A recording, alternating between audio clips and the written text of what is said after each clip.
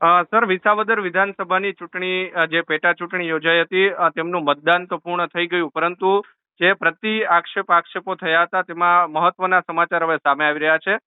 બે બૂથ પર ફરી મતદાન થશે તેવું ચૂંટણી પંચ જે છે તેમના દ્વારા જાહેર કરવામાં આવ્યું છે, કારણ કે આપ દ્વારા બૂથ કેપ્ચરિંગ જે છે તેમની ફરિયાદ કરવામાં આવી હતી અને હવે આવતીકાલે માલીડા અને નવા વાઘણિયા બૂથ પર ફરી મતદાન થશે. કઈ રીતે જોઈ રહ્યા છો?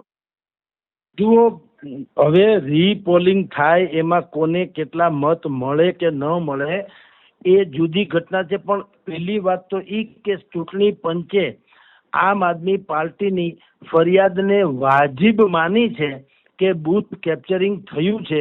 એ બહુ ગંભીર ઘટના ગણાય, ખાસ કરીને શાસક પક્ષ માટે, કે આટલી હદે પ્રપંચ કરવો પડે એ શર્મનાક વાત છે. કારણ કે ભારતીય જનતા પાર્ટી એમ કે છે કે વિસાવદર પંથક અમારો ગઢ ગણાય અને 30 વર્ષથી એનું સુશાસન છે એવો એનો દાવો છે. તો એને આવી કોઈ પણ ગતિવિધિથી દૂર રહેવું જોઈએ, જેથી કરીને એક માઇલસ્ટોન તમારી આબરૂ કે શાખા જળવાઈ રહે. એને બદલે ગોપાલ ઇટાલિયાએ ફરિયાદ કરી, ફરિયાદમાં વજૂદ હોય તો જ ચૂંટણી પંચ એને રીપોલિંગનું વાત કરે, એ તો હકીકત છે. અને માલીડા અને નવા વાઘણિયામાં આ રીતે રીપોલિંગનો આદેશ આપવો એનો અર્થ એમ છે કે ચૂંટણી પંચે એ વાતને સ્વીકારી લીધી. ચૂંટણી પંચ એમને ન સ્વીકારે, એની પાસે બિલકુલ પુરાવા હોય તો જ સ્વીકારે. તો આ તો બહુ મોટી ઘટના કહેવાય. એક સામાન્ય એક નાની પેટા ચૂંટણીમાં બૂથ કેપ્ચરિંગ સુધી હોયું જવું, ભલે એ પછી ભાજપે કર્યું હોય કે કોંગ્રેસે કર્યું હોય કે કોઈએ, એ મહત્વનું નથી. જેણે પણ કર્યું હોય એનું મૂળ તો તંત્રની લાપરવાહી તો કહેવાય ને. એટલે તંત્રની લાપરવાહી કહેવાય. આ પણ બહુ મોટી ઘટના કહેવાય, કારણ કે આટલી સુંદર સરળ તમારી સરકાર ડબલ એન્જિનની ચાલે છે આપણી ભારતીય જનતા પાર્ટીની. તો આ પ્રકારનું, આનો અર્થ એમ છે કે આ બે જગ્યાએ જ્યાં હતું ત્યાં પકડાણું, બીજી જગ્યાએ પણ શું નહીં થયું. 137 ગામડા છે વિસાવદર પંથકની ચૂંટણીના. હવે એમાં શું નહીં થયું હોય એવું લાગે, પછી શંકા કરવાને અનેક કારણો રહે છે માણસોને. માની લ્યો કે હારી જાય કોઈ પણ, તો હવે એ હારનારો માણસ એ દાવો તો કરી શકે કે ભાઈ આવી રીતે અનેક ઠેકાણે બોગસ વોટિંગ થયું, યા તો બૂથ કેપ્ચરિંગ થયા, યા કુછ બી થયું. હવે એને આશ્વાસન મળી જાય કે ભાઈ બેમાં તો પકડાણા હતા, એટલે તો રીપોલિંગ માંગ્યું ને રીપોલિંગ ચૂંટણી પંચે જાહેર કે આપ્યું પણ ખરું. એટલે આવું બધું જે છે ને એને દાગ કહેવાય. એનાથી બીજો ફેર પડે કે ન પડે, ખરેખર તો તંત્ર વાહકોએ બિલકુલ ભાજપ સરકારે વ્યવસ્થા એવી કરવી જોઈએ કે વિપક્ષને કોઈ દિવસ આળ એટલે આક્ષેપ મૂકવાની જગ્યા જ ન રહેવા દેવી જોઈએ. એ વધારે બેટર ગણાય, કારણ કે અમસ્તોય તમારો ભાજપનો ગઢ છે તો, અને તમે સારા કામ કર્યા એવો દાવો છે ભારતીય જનતા પાર્ટી, તો જનતા તો નગુણી હોય જ નહીં. જનતા સ્વીકારી લેશે ને તમને જીતાડી દેશે. આ બધા જે પ્રપંચો છે એ મારી દ્રષ્ટિએ બહુ જ શર્મનાક ગણાય. સર, બીજો પ્રશ્ન કે જે પ્રકારે બે બૂથ ઉપર રીપોલિંગની વાત થઈ રહી છે કે કરવામાં આવશે આવતીકાલે માલીડા અને નવા વાઘણિયા, અન્ય પણ આ બાબતે જે ચૂંટણી થઈ છે તેમની અંદર ક્યાંક આ પ્રકારની શક્યતાઓ કેટલી કે આવા જે બૂથ કેપ્ચરિંગ થયા હશે અથવા જે આક્ષેપ થયા છે તેમને કઈ રીતે જોઈ રહ્યા છો? હું તો ઈચ્છું કે આવું ક્યાંય બીજે ન બન્યું હોય, પરંતુ ત્યાં જેમ કડીમાં બોગસ એજન્ટ ઝડપાણો, ચૂંટણીનો એજન્ટ બોગસ ઝડપાણો, હવે આવી રીતે હવે ઈવીએમ ઉપર તો લોકોને શંકા, જે વિપક્ષોને ખાસ કરીને શંકા જાય છે કે ઈવીએમમાં કંઈક ગોટાળા કરો છો, ઈવીએમમાં ગોટાળા કરો છો. હવે એમાંથી હજી પક્ષ જે છે બરાબર ઉભર્યો નથી.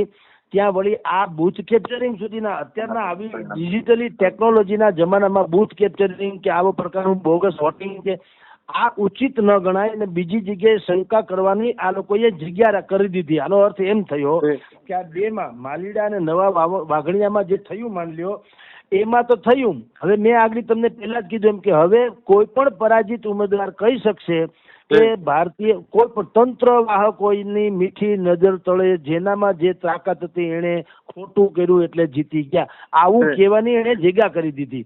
એ બરાબર ન ગણાય. જી સર, શું લાગે છે કે જે આ બે ફરી કે મતદાનની વાત સામે આવી છે ત્યારબાદ હવે 23 તારીખે પરિણામ ઉપર આની અસર શું પડશે અને તમે કઈ રીતે જોઈ રહ્યા છો?